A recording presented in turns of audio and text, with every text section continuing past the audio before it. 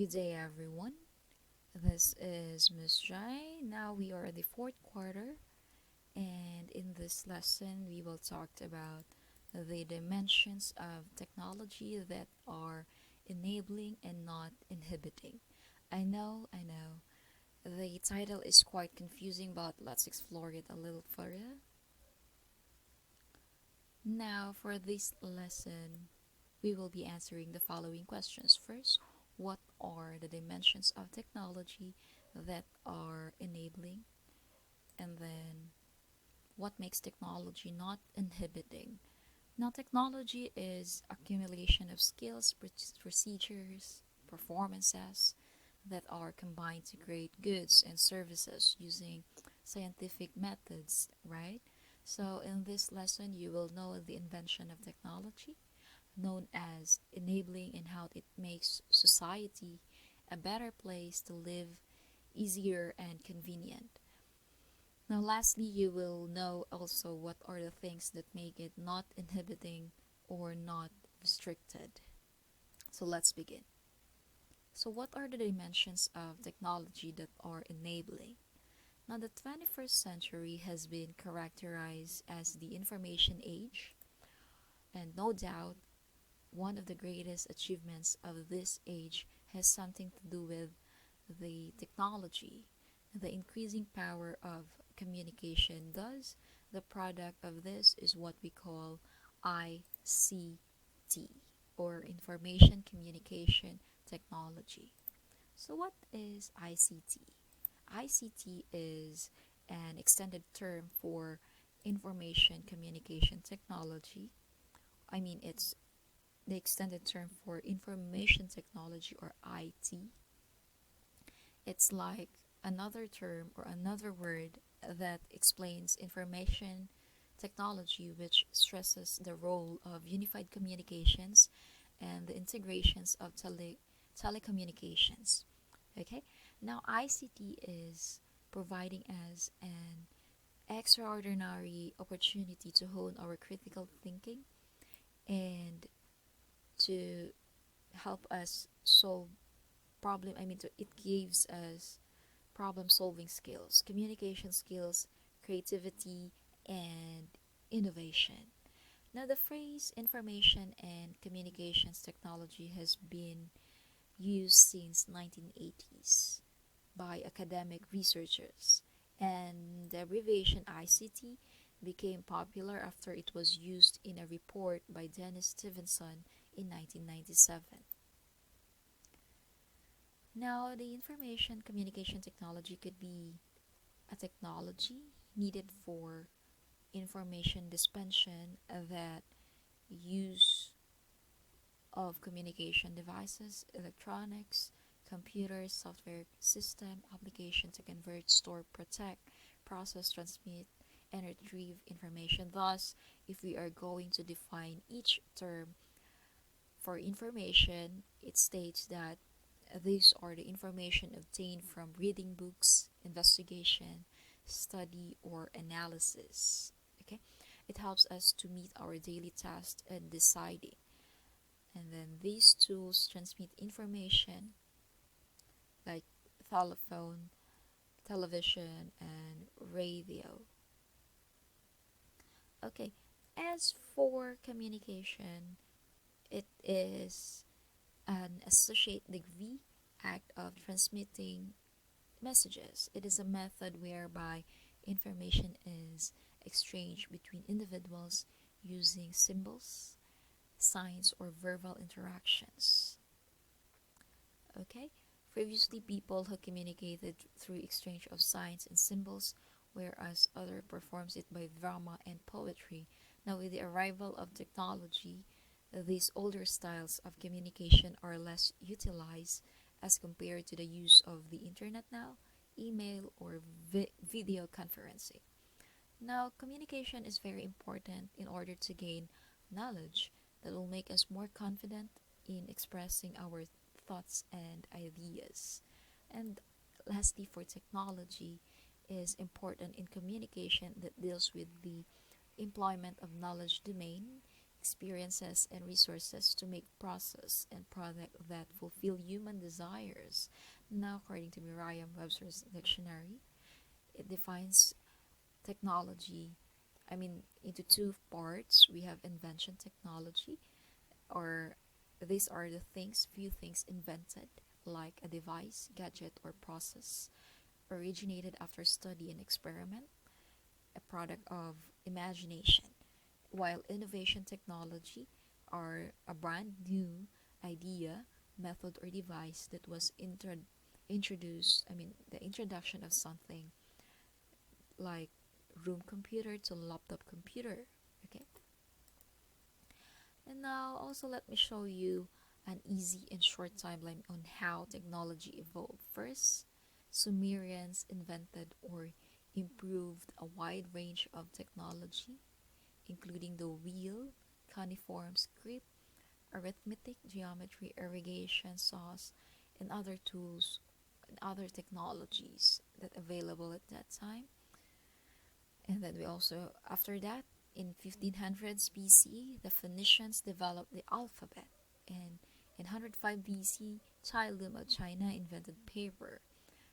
And also because the paper was invented in 1454, the first printing began with the creation of the printing machine. And then right after the printer was invented in 1793, the telegraph line was invented. Thus, the telegraph line leads to the invention of telephone in 1876. The telephone was invented by Alexander Graham Bell. And then after the telephone, television came out. And then right after the television, in 1941, the computer was created. Also, right after the computer was created, in 1958, the photocopier machine was introduced. And in 1963, the communication satellite was also introduced. And by 1969, the first internet, known as ARPANET, was introduced. When we say ARPANET, it stands for Advanced Research Projects Agency Network. Okay, now ARPANET was the network that became the basis for the internet. Okay, now, because aside from knowing the timeline of ICT also positively affected the life of the members of the society,